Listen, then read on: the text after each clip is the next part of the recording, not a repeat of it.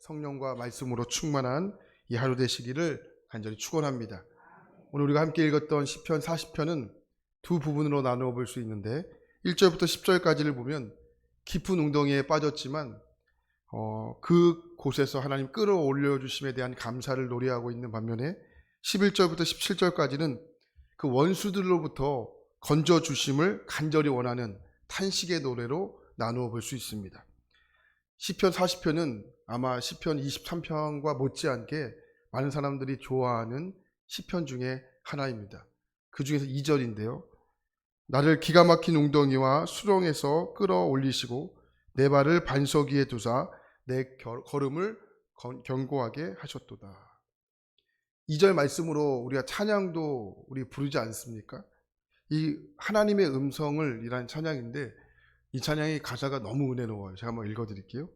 하나님의 음성을 듣고자 기도하면 귀를 기울이시고 내 기도를 들어주신다네.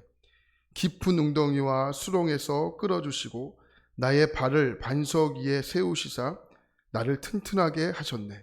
그리고 후렴에는 이것에 대한 반응을 노래하는데 새 노래로 부르자 랄라라 하나님께 올릴 찬송을 새 노래로 부르자 하나님 사랑을.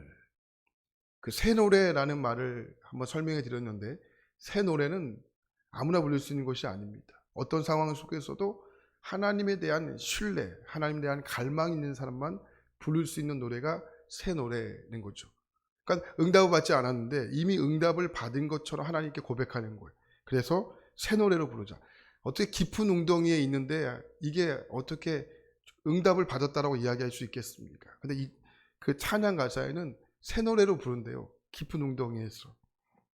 여기 나오는 기가 막힌 웅덩이와 수렁은 여러 가지 해석으로 번역될 수 있습니다.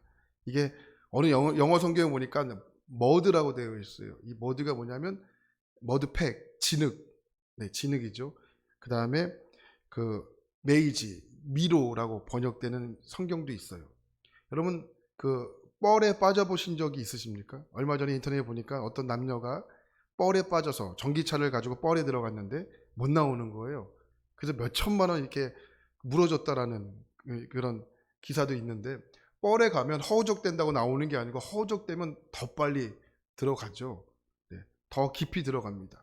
여러분 그 미로는 어떻습니까? 미로는 위에서 보면은 간단한데 그 안에 들어가면 쉽지 않아요. 나올 수가 없다라는 겁니다. 우리가 다녀도 길이 보이지가 않습니다. 그러니까 사람마다 만나는 웅덩이가 다 다릅니다. 이제 얼마 있으면 우리가 그 수능을 보는 날인데 저도 다음 주부터 저희 교회 수험생들이 이제 현수막이 이제 걸릴 텐데요. 함께 기도해 주시기 바랍니다. 수험생에게 있어서 웅덩이가 있겠죠. 공부를 열심히 준비하는 친구들에게는 공부한 대로 안 나올까봐 이게 웅덩이를 만날 수 있고요. 공부를 열심히 준비하지 않은 친구들은 공부를 열심히 하지 않은 대로 나올까봐 이게 웅덩이일 수 있고요. 이것도 저것도 아니면 시험 답을 밀렸을까봐 웅덩이가 될 수 있겠죠. 그러니까 사람마다 웅덩이는 다 다를 수 있습니다. 우리가 살면서 이 기가 막힌 웅덩이, 옛날 성경에서는 깊은 웅덩이라고 표현하고 있는데 이 기가 막힌 웅덩이를 한 번쯤은 다 경험해 봤을 겁니다. 이스라엘 백성들에게 있어서 기가 막힌 웅덩이는 아마 이스라엘 백성들이 망하고 포로로 잡혀가는 그 상황일 것입니다. 이게 그들 가운데서는 큰 충격이었거든요. 왜 충격이었냐? 그들이 생명보다 소중하게 여겼던 것이 예루살렘 성전이었습니다. 그러니까 예루살렘 성전이 무너지고 파괴된다는 것은 그들에게 상상할 수 없는 일입니다. 근데 예루살렘 성전이 실제로 무너졌거든요. 그들이 받았던 충격은 이게 상상 이상입니다. 그들은 항상 맹신적인 믿음이 있었습니다. 하나님이 언제나 함께 하신다는 맹신적인 믿음, 또 예루살렘 성전, 그 예루살렘 성전 안에 있는 지성소에는 하나님 늘 함께 계신다. 이런 맹신적인 믿음이 있었습니다. 그래서 유다 사람들은 그 사람들 가운데 위기가 닥쳐오면 하나님이 지성소에 나타나셔서 우리 애들 건들지 마 이렇게 하실 줄 알았는데 가장 최대 위기를 맞는 그 순간에 하나님이 나타나시지 않고 하나님이 도와주시지가 않는 거예요. 그런데 어떻게 되었습니까? 예루살렘이 무너졌죠. 그들이 받았던 충격, 신앙의 절망감, 신앙의 좌절, 그리고 이어지는 포로 생활. 육신적으로 힘든 것도 우리가 쉽게 말할 수 있는 일은 아닙니다. 그러나 신앙적으로 무너지면 이게 다 무너지는 거잖아요. 그래서 육신적으로 무너져도 신앙이 버티고 있으면 그래도 우리가 버틸 수 있는데, 이게 신앙이 무너지면 육신적으로도 건강해도 이게 메말라지고, 네, 이게 참 답답해지는 것이 우리의 인생이지 않습니까? 그래서 서양의 격언 중에 이런 말이 있대요.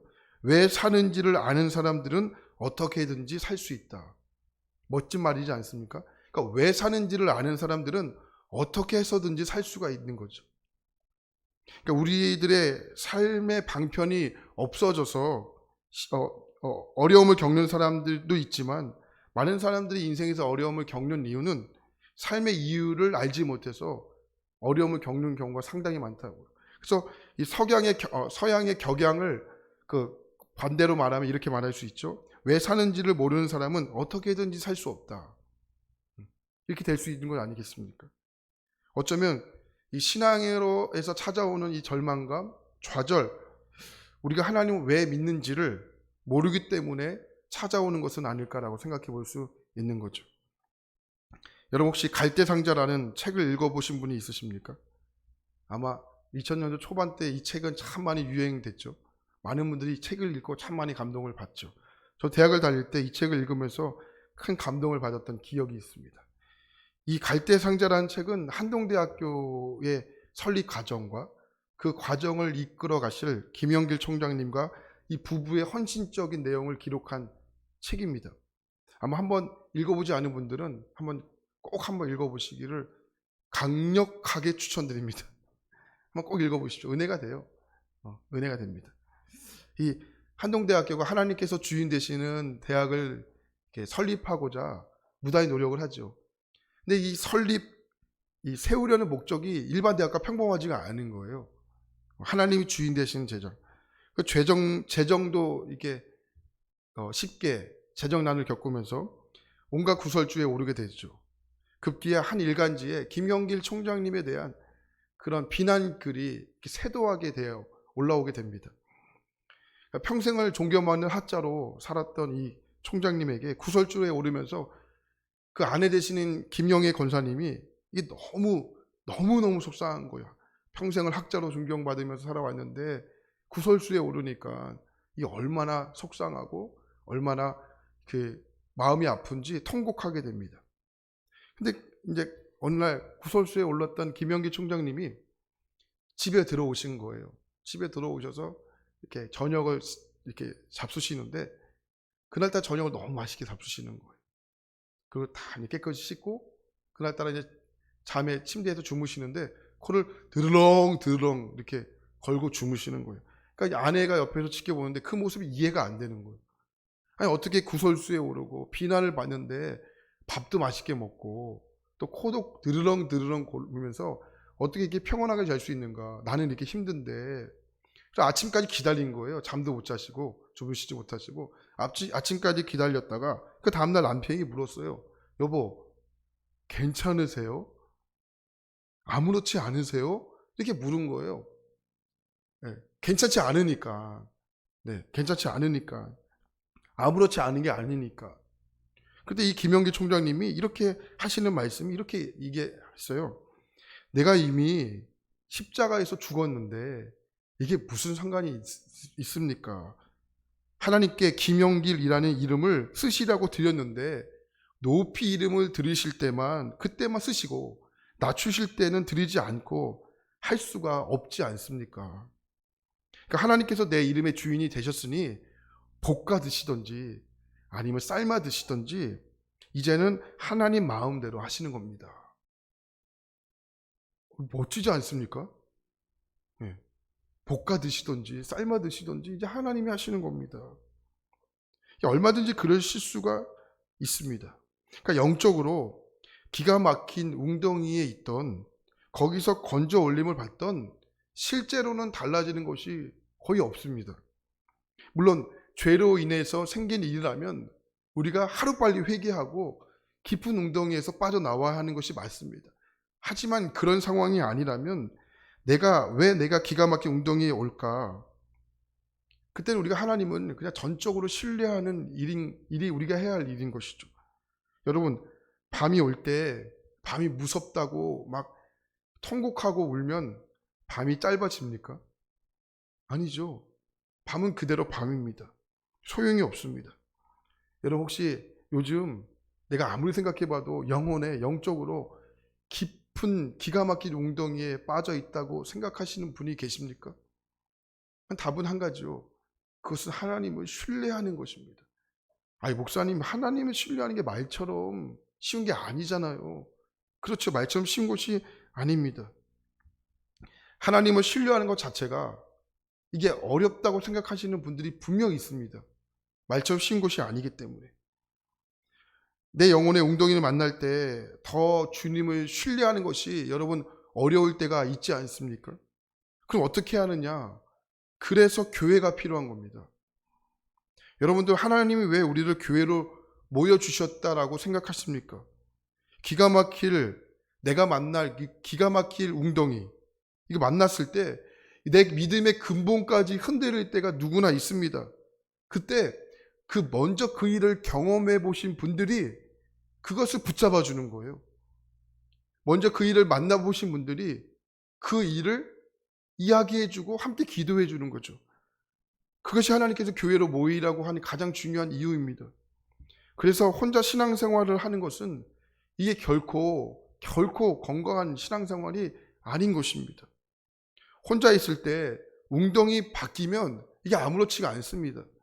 하지만 혼자 있는데 이게 웅덩이 아니라고 한다면 그러면 이건 그대로 무너집니다. 그래서 교회가 필요하고, 그래서 어떤 모임이 필요하고, 그래서 소그룹이 필요하고, 그래서 어떤 속회 모임들이 필요한 이유가 바로 그런 이유 때문에 필요한 것이죠. 어느 교회에서 목사님께서 교인들에게 충격적인 발표를 합니다. 나는 기독교의 진리가 믿어지지가 않습니다. 이 교인들이 얼마나 이게 당황하고 황당한 일이겠습니까? 은혜 받으러 왔는데 목사님께서 기독교의 진리가 믿어지지 않는다고 이야기했으니 이게 얼마나 혼란스러운 일이겠습니까? 그 예배가 끝나고 장로님이 나오셨어요. 나오셔가지고 모든 교인들에게 광고를 해요. 오늘 예배가 끝나고 회의가 있겠습니다. 그러니 아무리 급한 일이 있어도 회의를 참석하시고 집으로 돌아가시면 좋겠습니다. 그 예배가 이래저래 마쳤어요. 그래서 장로님이 회의를 진행하십니다. 그래서 아마도 모든 성도님들은 이제 목사님의 해임을 위해서 회의를 하겠구나 이렇게 해서 성도님들이 이쪽에서 수군대기 시작을 하는 거예요. 그런데 장로님이 전혀 뜻밖의 이야기를 하시는 거예요. 목사님이 기독교가 진리가 아니라는 결론을 내리기까지 몹시 힘들었을 겁니다. 하지만 우리는 기독교가 진리라고 믿습니다. 또 기독교가 진리라고 확신합니다. 그렇기 때문에 목사님이 계속 교회에 남아주시기를 저희들은 원합니다. 대신 우리에게 매주 기독교에 대한 목사님의 의욕을 말씀해 주시기를 부탁을 드립니다. 목사님과 논쟁하겠다는 의미가 아닙니다. 우리 교회가 목사님께서 기독교의 진리를 찾을 수 있도록 우리 교회가 목사님에게 기도해 드리겠습니다. 그러니까 이런 황당한 결정을 내린 거예요. 이거 황당하지 않습니까? 그래서 3년 동안 그 목사님에게 설교할 수 있는 기회를 그 교회에서 내어주신 겁니다. 근데 어느 날 목사님이 설교를 하고 있는데 저쪽에서 어떤 성도님께서 두 눈에 눈물을 다 흘리시는 거예요. 3년이 되는 날 어느 날. 근데 알고 봤더니 목사님이 어느 날 믿음에 대해서 설교를 하시는 거예요. 믿음에 대해서. 그동안은 진리가 아닌 것을 설교를 듣다가 재단에서 이 믿음에 대해서 설교를 드리니까 성도들이 감동을 안 할 수가 없는 거예요. 감동을 하고 눈물을 흘리고 그날 아주 은혜로운 예배가 그날 되었습니다. 눈물이 가득한 교인들을 보면서 목사님이 설교를 끝나고 광고 시간에 이렇게 이야기를 합니다. 나는 다시 믿음을 찾았습니다. 지금까지 하나님의 역사를 믿고 믿음을 찾기까지 신뢰해 주신 여러분들께 진심으로 감사를 드립니다. 아마도 목사님에게는 영적인 침체가 빠져 있었던 것 같아요. 그런데 교인들은 이미 그것을 알고 있었던 거죠. 그래서 영적인 침체에서 벗어날 수 있도록 머물 수 있는 곳이 필요하다는 것을 교인들은 알고 있었던 것 같습니다. 그러니까 이 교회는 진리를 확실히 믿었습니다. 기다리면 반드시 찾을 거라고 믿습니다. 물론 얼마 동안은 교회가 참 힘들었죠. 그러나 조바심을 내지 않고 목사님이 회복될 동안 그 머물 곳을 준비해 주신 거죠. 그리고 나서 목사님이 이렇게 이야기를 합니다. 예수님은 우리 교인들 가운데 숨어 계셨습니다. 여러분, 만약에 목사님, 장로님, 권사님, 집사님, 교인들까지 이런 처지에 빠지신 분들이 우리 교회에 계시다면 여러분, 이분들을 품어야 할 곳이 있는데 여러분, 그곳이 어디일까요? 그것이 교회이지 않겠습니까? 이것이 교회를 우리에게 주신 하나님의 이유가 되는 겁니다. 아무리 믿음이 좋으신 분들도 반드시 휘청거리는 순간이 누구에게나 찾아옵니다. 진짜 놀라운 것은 이 길을 지나보지 않는 분들에게는 새 노래가 없다라는 겁니다. 그 3절에 보니까 새 노래, 곧 우리 하나님께 올릴 찬송을 내 입에 두셨으니 많은 사람이 보고 두려워하여 여호와를 의지하는도다. 그러니까 2절의 과정이 없는 분들은 3절로 넘어올 수가 없는 겁니다. 로마서라는 성경을 보면 크게 두 부분으로 자를 수 있거든요. 1절부터 11절과 12절부터 16절까지 딱 두 부분을 나눌 수 있어요. 11절까지는 교리적인 부분이에요. 왜 우리가 하나님을 믿어야 하는지, 그 12절부터는 믿었으면 어떻게 살아야 하는지를 말하고 있어요. 여러분 집에 가서 한번 찾아보시면 11장과 12장을 이어주는 하나의 가교 같은 역할이 있는데 그게 뭐라면 접속사 그러므로라는 거예요. 그러므로. 그러니까 11장에서 12장으로 넘어가기 위해서는 반드시 그러므로라는 접속사를 넘어가셔야 가능하다는 겁니다. 갑자기 12장을 갈 수가 없어요. 믿음 생활이라는 게 들어야 은혜 받고 감동받아서 그러므로를 통해서 12장으로 넘어갈 수 있는 거예요. 마찬가지죠. 3장 새 노래를 부를 수 있는 것은 2장을 넘으셔야지만 가능한 거예요. 그러니까 누구나 2절을 경험한다고요. 나만 경험한다고 생각하시면 안 됩니다. 누구나 경험하는 거예요. 지금은 경험할 분들도 계시지만 나만 힘든 것 같지만 아니에요. 누구나 힘들다고요. 누구나 다 겪는다고요. 그런데 그것을 겪어야 우리는 새 노래를 부를 수가 있는 거라고요. 2절에 있으면 2절 있는데 나 혼자 있으면 힘들잖아요. 그래서 교회가 2절 가운데 빠져나와서 새 노래를 부를 수 있도록 그래서 교회가 필요한 거예요. 여러분 우리 교회가 126주년 기념 예배를 이제 마쳤죠. 그러니까 역사 중요하고 역사 참 소중합니다. 하지만 그만큼 우리의 믿음의 분량도 커져야 되는 것이죠. 네. 정말 교회가 힘들어서 교회 때문에 상처받고 교회 때문에 어려움을 가지신 분들이 여러분 우리 교회마저도 그것을 품어주지 못한다면 그건 어디로 가야 한다는 것입니까? 교회가 바로 그런 역할이 있죠. 2절에 있는 분들 깊은 응적이 이게 표현이 좋지 않습니까? 웅덩인데 기가 막히대요. 기가 막히다. 여기도 하나 더 막히면 좋은데 기가 막히고 코까지 막혔다 그러면 이게 좋은 건데 기가 막히다. 네, 기가 막히다. 기가 막힌 웅덩이에 빠졌다. 여러분 기가 막힌 웅덩이에 빠지신 분들이 있으면 우리가 서로 도와주셔야 됩니다. 그게 교회인 거죠. 네. 그러니까 다윗이요 우리에게 먼저 이것을 보여준 거예요. 다윗이 여러분 기가 막힌 웅덩이에 빠졌거든요. 근데 기가 막힌 웅덩이가 오히려 찬양이 되었습니다. 왜 그러냐? 하나님을 신뢰했거든요. 그 다윗에게는 다윗을 따르는 용사들이 아둘람에서 그 용사들이 있었어요. 동역자들, 함께 기도하는 사람들. 다윗이 고백을 합니다. 내가 여호와를 기다리고 기다렸더니 귀를 기울이사 나의 부르짖음을 들으셨도다. 기다리고 기다렸더니 네. 여러분 우리 모두가 이 찬양을 부를 수 있는 주인공들이 되시기를 기도합니다. 그래서 오늘 함께 기도하실 때 여러분들 내가 주변에 나의 기도가 필요하시는 분들이 없는지를 잘 둘러보시고 생각나시고 또 여러분 생각나시고 마음속에 품는 것은 주님께서 기도하라고 하시는 말씀이기 때문에 기도하세요. 주의 응답은요 음성을 통해서 나오는 경우가 없습니다. 주의 응답은 생각을 통해서 주십니다. 여러분 생각들을 이 새벽에 잘 분간하셔야 됩니다. 이게 마귀가 주는 생각인지 내 생각인지 하나님께서 주신 생각인지 이것을 구분하는 것이 하나님의 음성을 듣는 겁니다. 여러분 생각 가운데 혹시 생각나는 분들이 계시다면 기도해 주시고 또 우리 교회에 대해서 기도해 주시고 또 여러분이 기도가 필요하시는 분들을 위해서 여러분 한마디라도 기도하시고 오늘 이 새벽 돌아갈 수 있기를 축원합니다. 기도하겠습니다.